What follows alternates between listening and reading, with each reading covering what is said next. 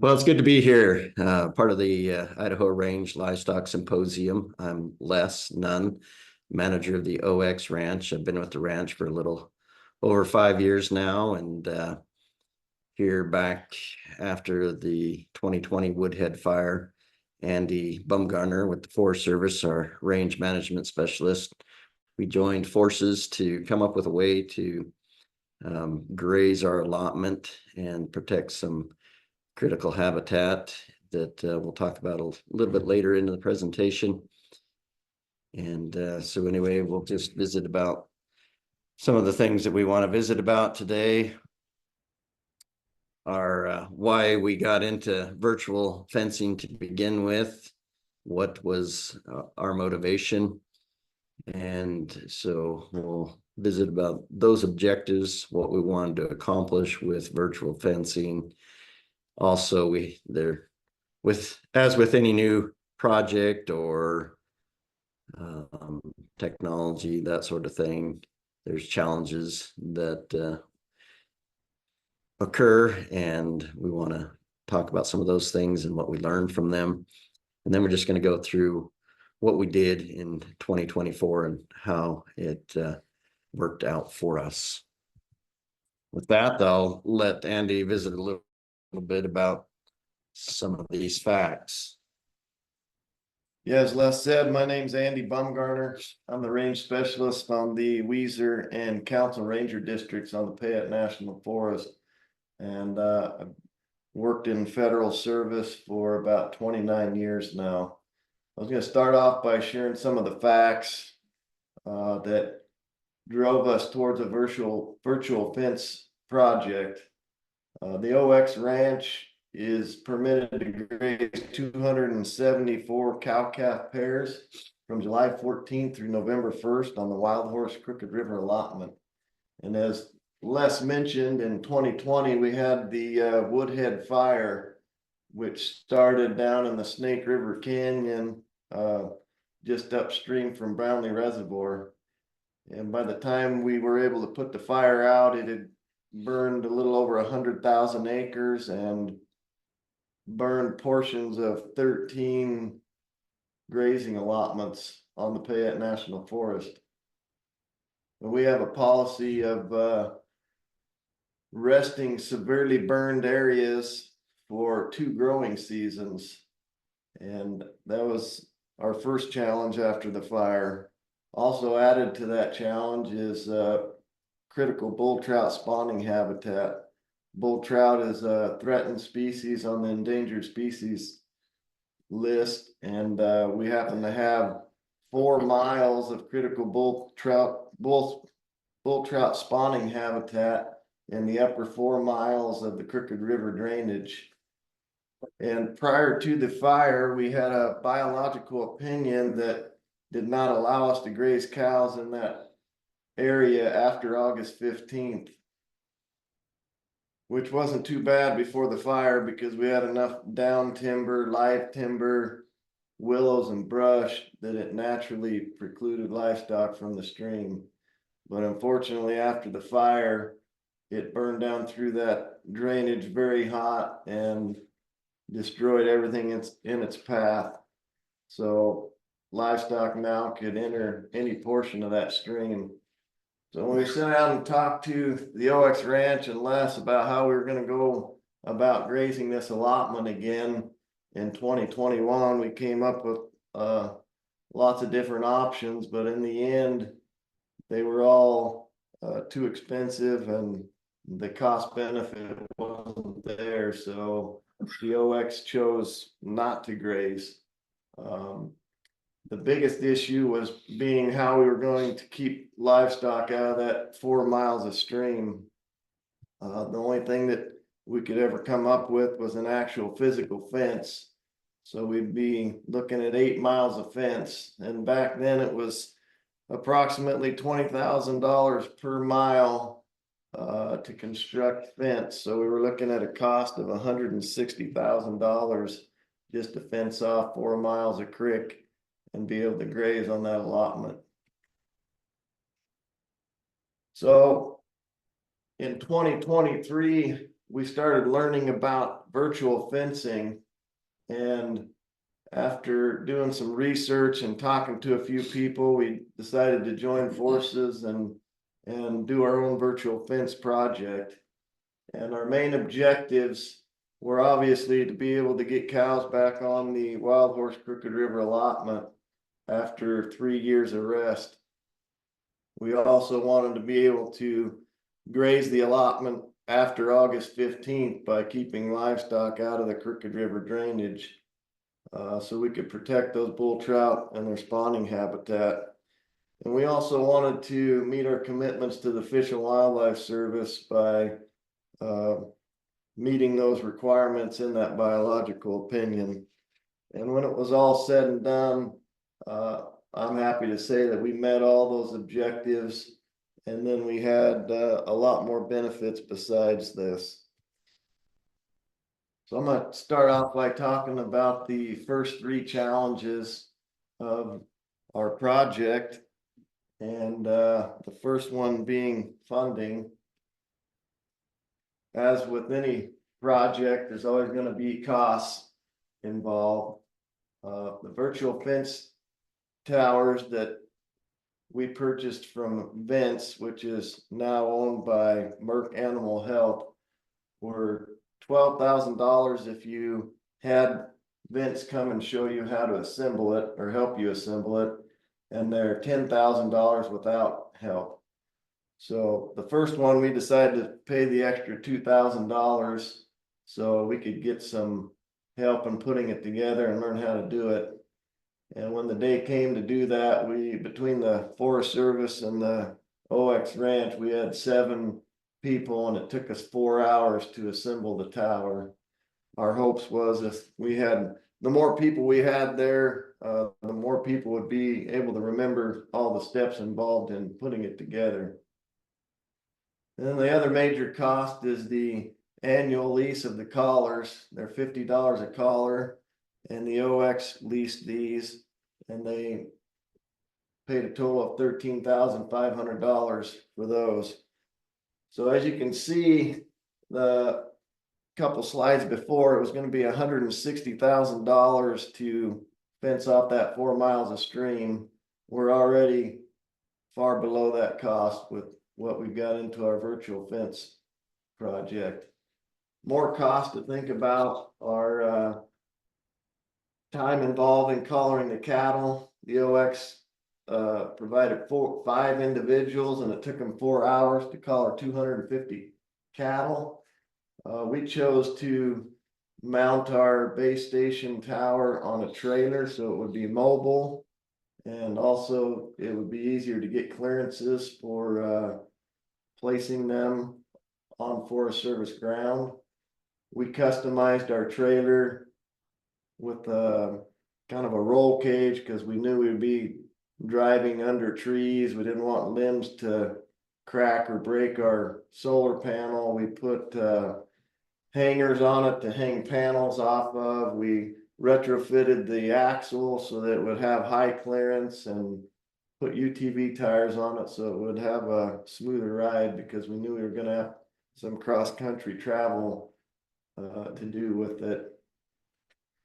The actual tower placement time, this generally turns out to be a half-a-day adventure because you're traveling down dirt roads, rough roads, and usually a long ways from pavement. Then once we get to the end of the road, we usually have some cross-country travel to get to a high point where we've selected to place our tower.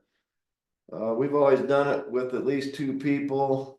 I think it's possible to do it with 1, but definitely much easier with 2.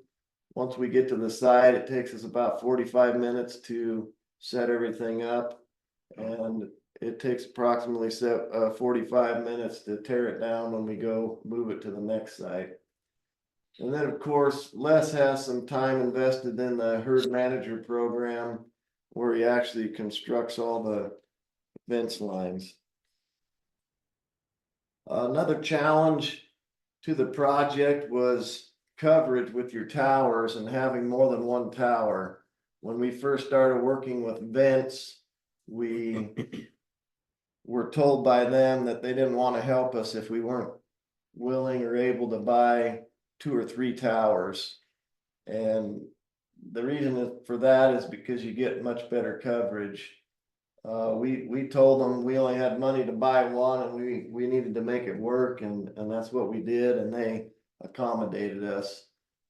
This slide up here shows the coverage of our mountaintop site that met our main objective of covering the Crooked River drainage. Between site 5 pin and the pin that says spring, that on the slide is Crooked River drainage. So you can see the coverage we get with one tower, and if you start adding more towers, all that open country starts filling in with green and blue.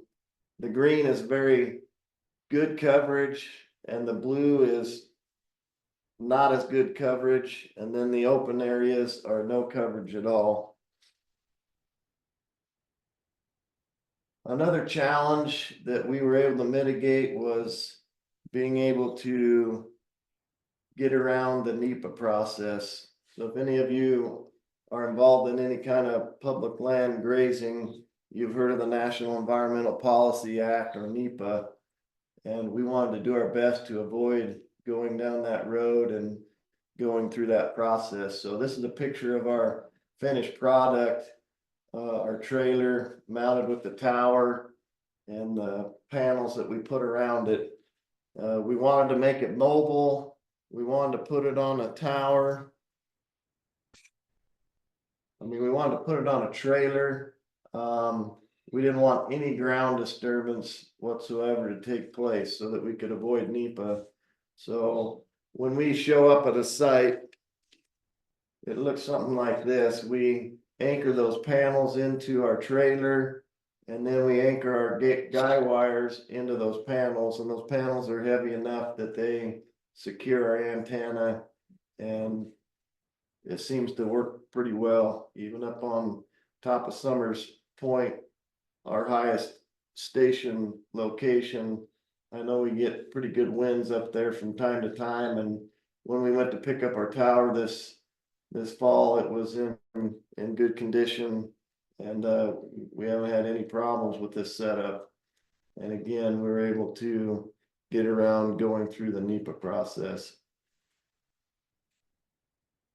And I did actually take it to one of the locations this past fall and set it up by myself. So yeah, I know that it can be done with one person. Certainly is easier with just with at least two, but it can be done. So one of the other challenges that we ran into is learning how and where to best place your virtual fence lines.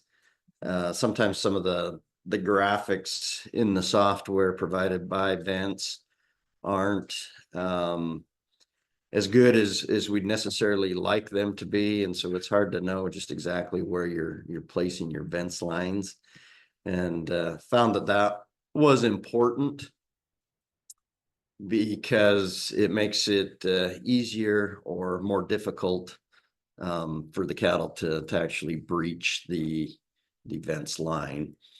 And so in this slide, we see where we put the Crooked River exclosure, which would be this here. And this was our original boundary that I had put in there.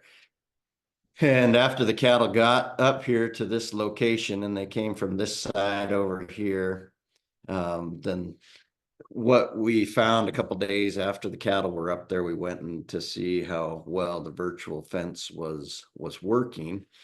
And when we came up, we kind of came up Crooked River here and could see that there were cattle that had gotten into the Crooked River area that was supposed to be excluded and protected. But we could tell also that the cattle only went to a certain point and then it stopped. And so what we discovered is that the virtual fence was there and they were honoring it. The problem was it didn't have it quite as far up and taking in all of this area right here, which is a spring that the cattle like to water out of, but it's also the head waters to the Crooked River. And so we went ahead and moved the cattle out at that point, and then I ran home and added this additional fence line right here that would then exclude the cattle from that spring.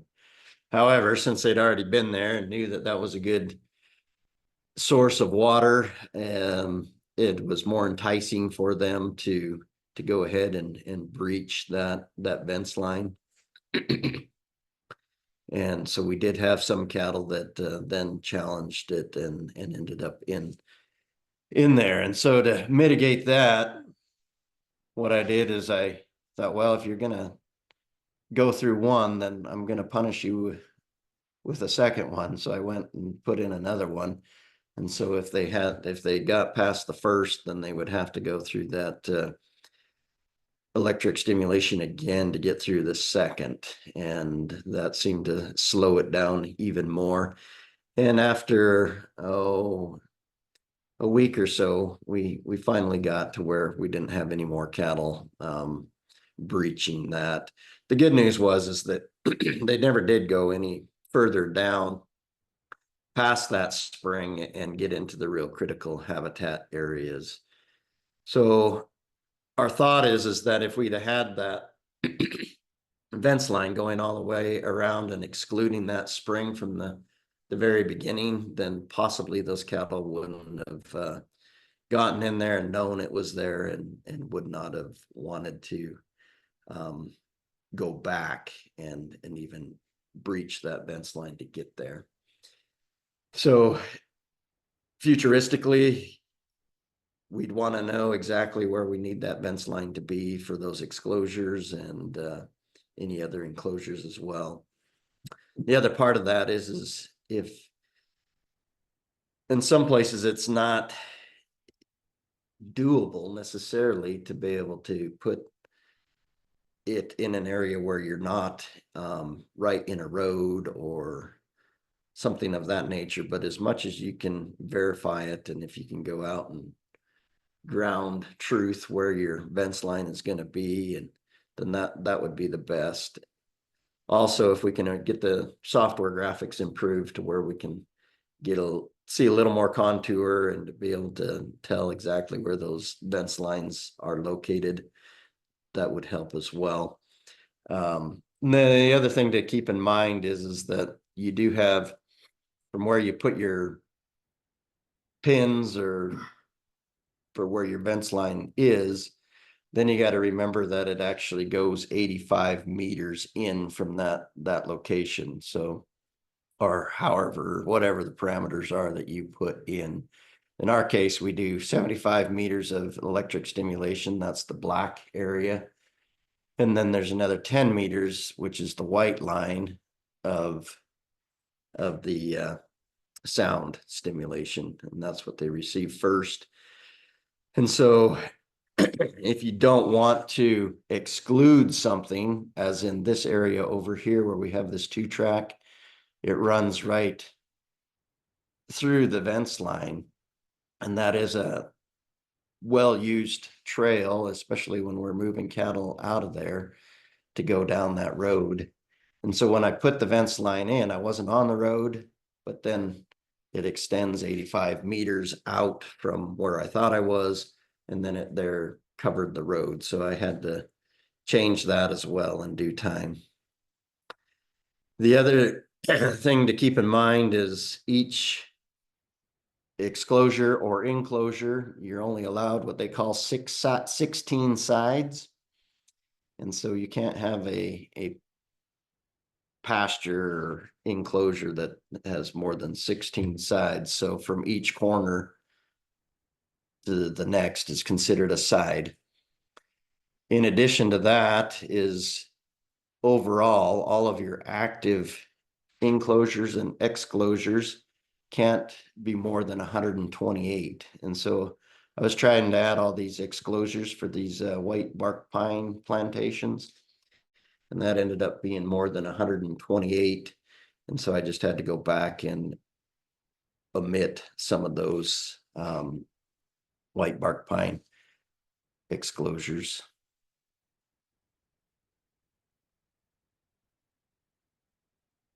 So just to kind of give a overview of what our rotation was this past year with these cattle, we offloaded them down here just below the Brownlee dam, and then they go into, for a couple of weeks we had them in this pasture here, which we call our upper Salt Creek pasture, and normally we only used about a third of it, and so we put a virtual fence line right here down this ridge line, and that kept those cattle in there really well. And so we went in and pulled them back out, brought them back around this way, and put them in what we called the Little Salt Creek pasture. They were there for a few weeks. One thing that we didn't want to have happen is that we really needed these collars to work after the 15th of October, and the Vents personnel told us what their expectations were as far as the battery life in the collars. Not knowing exactly what that would be, we didn't want to have a lot of virtual fences in there where the collars were being activated on a regular basis and drawing down the battery. And so we tried to limit the number of virtual fences that we put in at the beginning, because we wanted to make sure our batteries went until we were out of the Crooked River area, from which needed to be between August 15th and October 15th to the first part of November, somewhere in there. So we ran through here, this Little Salt Creek pasture, and then the first part of May, we were in this, what we call the Campbell Trail area, up into some private property, and which actually has a hard fence or barbed wire fence about in this location here. And when we got through there in June, we were in this June Creek, Bisbee Creek country over on the south side of the Wild Horse River. And then just before we branded them, we put them up here into the no business pasture, and we branded and vaccinated those calves there. And that was just after the first part of July. And then around the 14th of July, they went up and they stayed on this north facing slope, just below what was the excuse me, Crooked River allotment. And then we went up and went over into this area, and this is where they were now able to have access to the exclosure. They didn't have access to it, but they could have if they'd have breached that fence line that I showed previously. And then about September, we were over here on the south side of the allotment. And then lastly, after the 1st of November, we just brought them down this Edna May Creek area here, back down into no business. And then they just fell back down the drainage here, and just before Thanksgiving, we shipped them out back at the where we offloaded them at.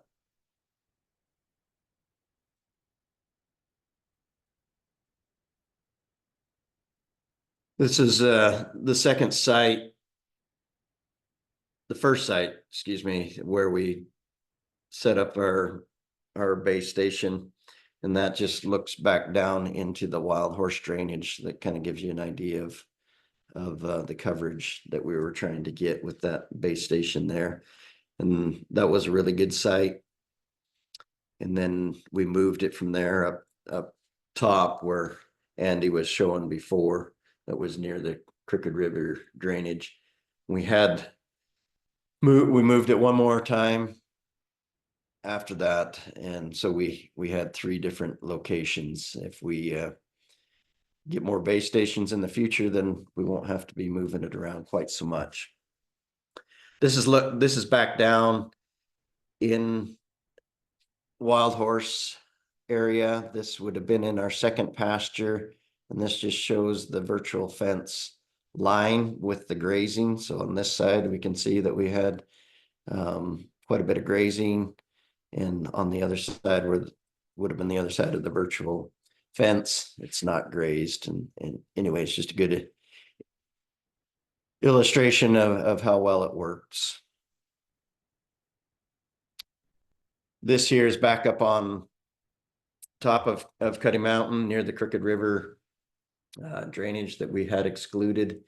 And the red line is basically that virtual fence line as well. So on the left side, we have where the cattle were and did graze.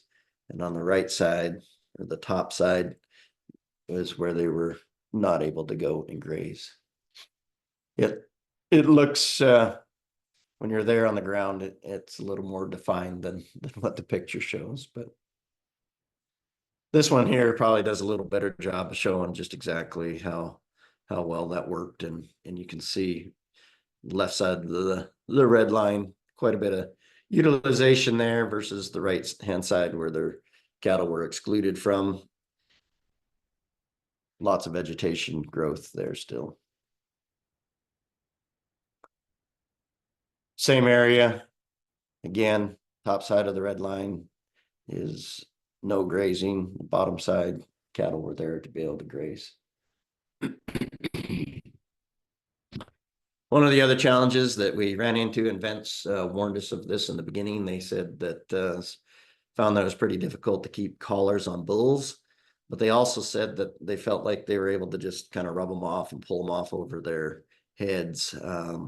So the bulls we had were representative to this one, or that they were Akaushi, and they did have little stub horns on them. And I thought, well, those horns will keep them from rubbing those collars off over their heads.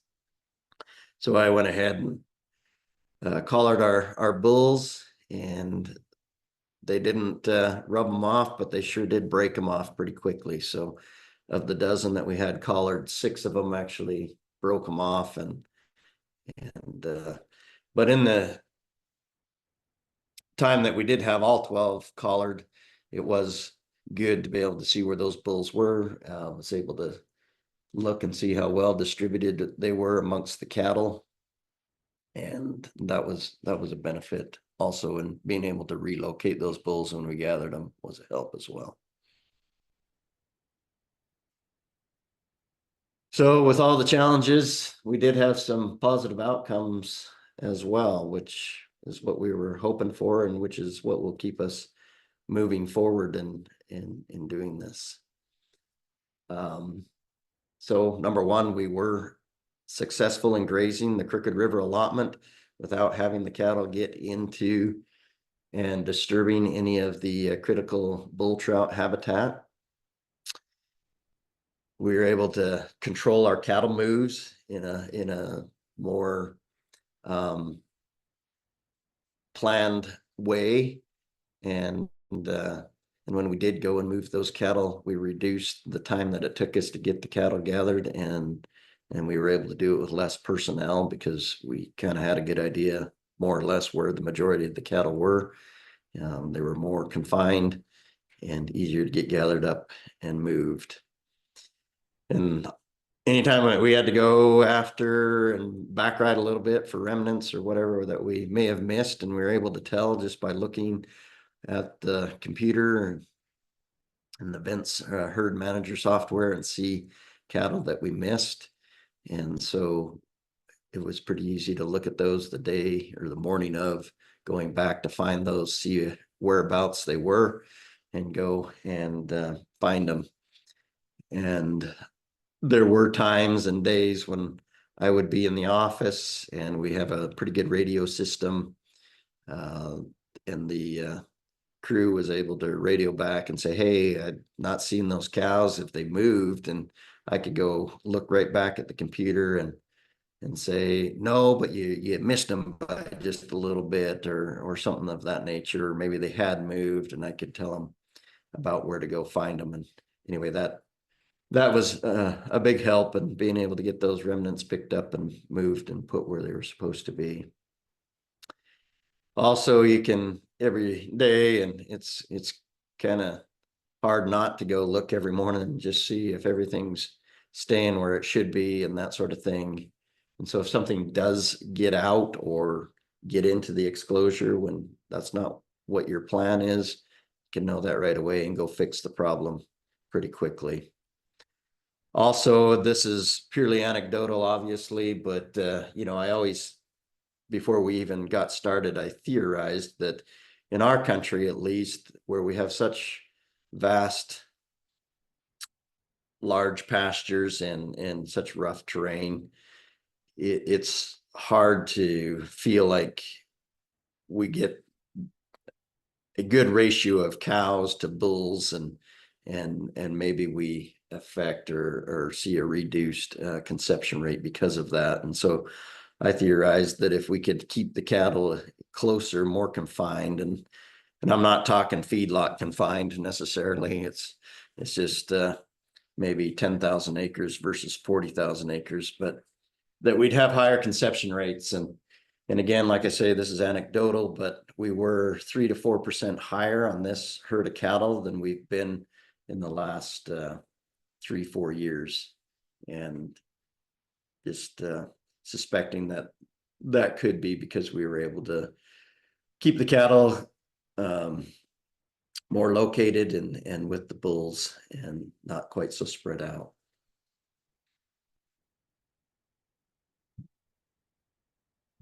You got something to add, Andy? Yeah. Excuse me, I might add a couple of things.